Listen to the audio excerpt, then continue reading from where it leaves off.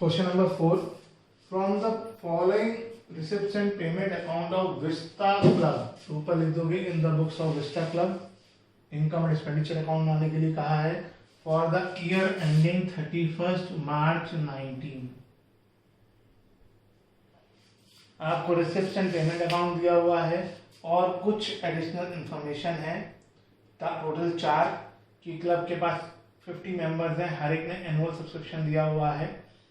Subscription in arrears, arrears का मतलब होता है आउटस्टैंडिंग, लास्ट ईयर का इतना है।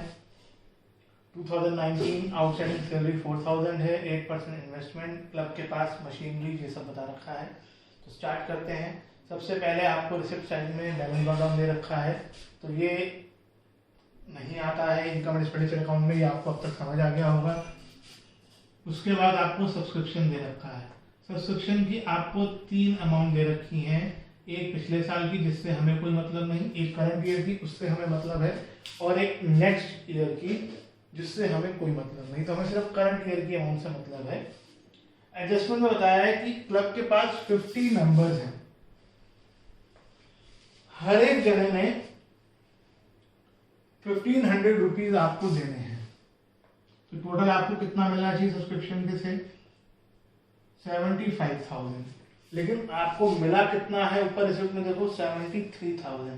आपको अगर इस क्वेश्चन में इनकम और एक्सपेंडिचर अकाउंट के अलावा कुछ और बनाना होगा, कुछ और का मतलब बैलेंस शीट, तो आपको जानना जरूरी है कि डिफरेंस किस चीज का है। अगर सिर्फ और सिर्फ इनकम एंड एक्सपेंडिचर अकाउंट बनाना है और आपको मेंबर्स और एनुअल सब्सक्रिप्शन दे रखा है, तो सीधा मल्टीप्लाई करके अमाउंट बाहर लिख दो, आपको इससे कोई फर्क नहीं पड़ता कि एक्चुअल अमाउंट क्या रिसीव हुई है। लेकिन अगर आपको इनकम एंड एक्सपेंडिचर के अलावा बैलेंस शीट बनानी होगी तो वो वाले क्वेश्चन हम आगे करेंगे, अभी फिलहाल इसी की बात करते हैं। और सब्सक्रिप्शन की किसी और चीज से आपको कोई मतलब नहीं, यही सब्सक्रिप्शन में आएगा।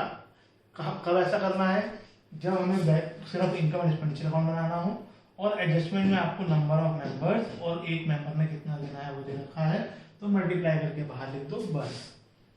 फिर है सेल ऑफ ओल्ड फर्नीचर, ये हमारा एसेट होता है, नहीं आएगा, लेकिन ये फर्नीचर 2000 का था और हमने 800 में बेच दिया, तो इसका मतलब हमें लॉस हो गया, तो ये लॉस आएगा, loss on sale of furniture 1200। अब ऐसे में कई स्टूडेंट्स कहते हैं कि सर आपने तो कहा था कि रिसिप्ट जो है वो इनकम में आती है, आपने पेमेंट में दिखा दी, एक्सपेंडिचर में दिखा दी। यहाँ वो गलत करते हैं। मैंने कहाँ दिखाई? रिसिप्ट 800 की है, मैंने कहाँ 800 रुपीज दिखाए? कहीं नहीं दिखाए। मैंने 800 के इस्तेमाल से लॉस जरूर निकाल लिया, लेकिन मैंने 800 रुपीज कभी भी ना इनकम में दिखाए ना एक्सपेंडिचर में दिखाए। ये 800 रुपीज ना यहाँ आएंगे ना यहाँ आएंगे, इसकी मदद से प्रॉफिट लॉस जरूर निकाल दिया। एंट्रेंस फीस हमारी इनकम है,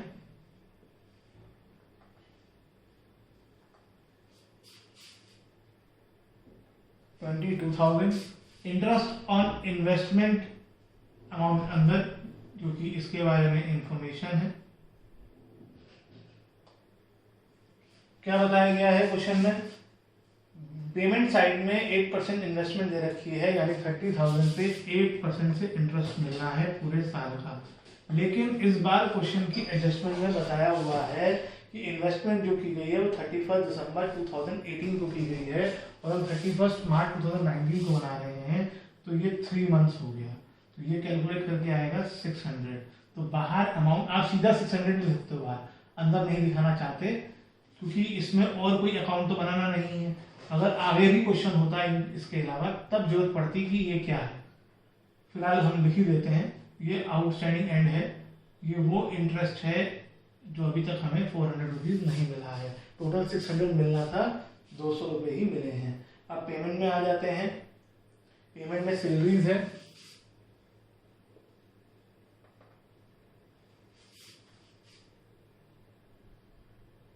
सैलरीज में एडजस्टमेंट है, इसलिए अमाउंट अंदर आएगी।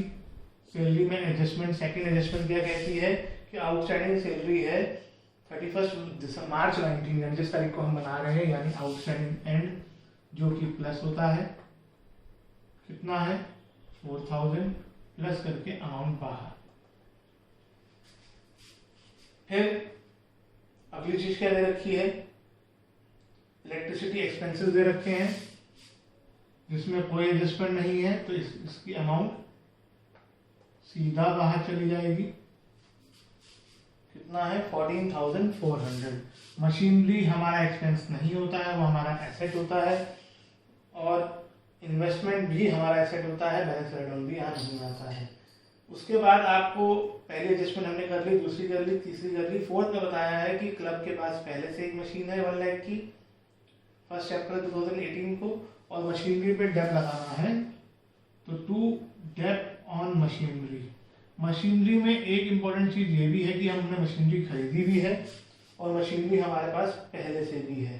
तो जो पहले से मशीनरी है 1 लाख की, उस पे तो फुल ईयर का डेप लगेगा 1 लाख इंटू 6%। और जो मशीनरी हमने खरीदी है, जो पेमेंट में देखो 40,000 की खरीदी है, उस पे 6% डेप लगेगा,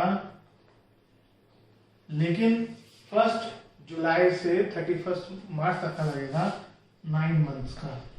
तो ये दोनों से जो डेप आएगा उसका टोटल कर लेंगे और वो टोटल अमाउंट यहाँ दिखाई जाएगी, और फिर सरप्लस या डेफिसिट आप कैलकुलेट कर लोगे, ये आप खुद कंप्लीट कर लोगे।